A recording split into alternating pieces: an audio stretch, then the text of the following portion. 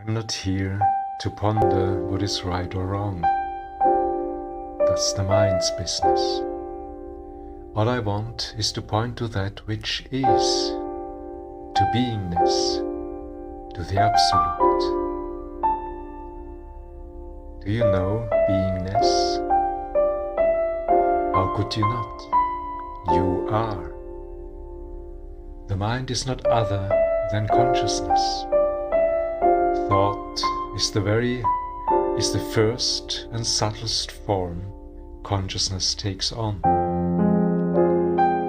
Only if mind comes to rest, or is no longer believed in, reality may reveal itself as that which is.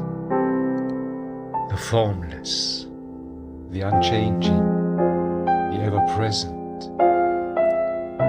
As there is no more mind, there is no more content, nothing that could change. You are that. There is no other here. And this beingness is known, or better, is not different from knowingness.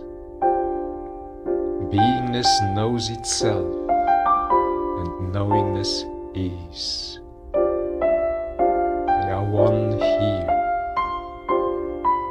and oneness always is in silence and peace.